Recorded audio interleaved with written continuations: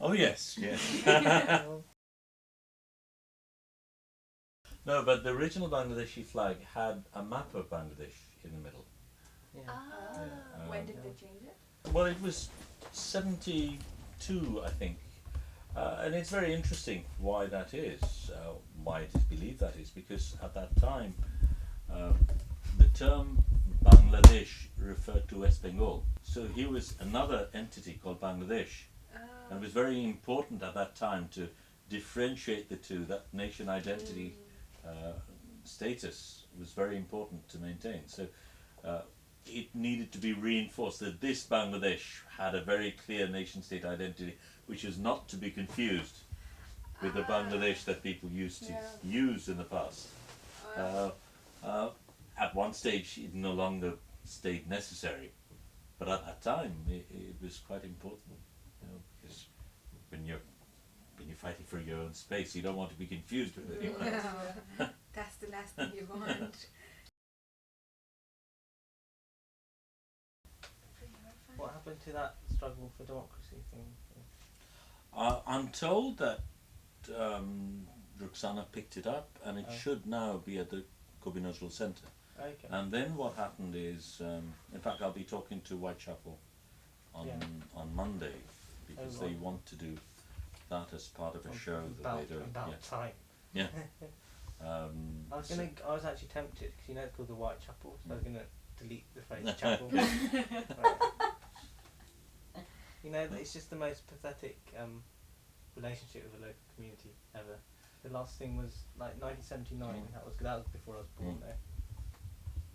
But there's like Farida Majid and Kaiser Hogg. There's loads of and even Navera Ahmed, who was an assistant for Henry Moore. There's loads of and then Zainul Abidin taught at Slade. There's loads of connections with British art history. Yeah. No one's bothered to map out. They're just too lazy. Obliterated. Yeah. I mean, I saw that. To do. Yeah.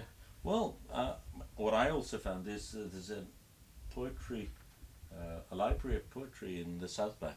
The reason I bring it up is I went to this poetry library, and it had a section on Bangla poets. It didn't have Nazrul Islam. I mean, pretty phenomenal. Yeah. So I don't know who makes up these things, but obviously these are organisations that have people running them who are salaried and get funding. It's not that. I think it's a lot to do like black urbanism is the way in which they define anything that's not white, and it almost overtakes every narrative. I don't think I've seen Mark Seeley talk. I know a lot. Sorry, I know Paul Goodwin, the Tate curator. I talked to him about Asia. He took like 4 pages of notes, and he was like, I had to point out to him that half of the South Asians in Britain had been through Africa, through Uganda and Kenya. And he's like, oh yeah, and it just never clicked with him. So I just think, what's his job? And then he hadn't heard of Tagore. For instance, right now there is this show which will be at the Whitechapel about South Asian photography. And it's been curated by Sunil Gupta and Radhika Singh. How come that is allowed to happen? No presence of any other countries, and sort of the other countries being taken almost as add-ons at some point. Exactly. It's a hierarchy. It goes India, Pakistan, and Bangladesh, and then what's India? It's Delhi and Mumbai representing the whole. Yeah, it's true. Just and that hierarchy, it's not. It's the same with that.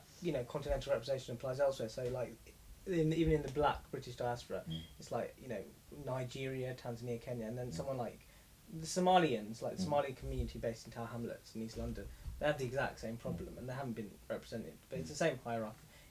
People know about Somalis, pirates. So. What's very interesting is I walked into the Magnum office in Mount Pleasant, and there were these two very tiny. Oh yes, you can be Superman, Superwoman. There. So, but there were these. Oh yes. And there were these 2 little Bangladeshi flags hanging from the ceiling. Really? Yeah. And these were the original flags, with the Bangladeshi map that I was telling you about. And they've been torn several times. They've been sewn up, and obviously the flags had gone through. There was some history to do with the flags. So I asked them what it was about. There's this Magnum photographer, Marilyn Silverstone, who'd been to Bangladesh in '71, and she was so affected by the war she gave up photography and joined an ashram in Nepal and never came back, ever. And some 21 years later or something like that, they retrieved her trunk, and amongst that were these two flags that the Muktis had given to her. So now I have one of those two, and I think they've lost theirs. But no, it was fascinating, just dangling up there. That's a nice point to end, actually.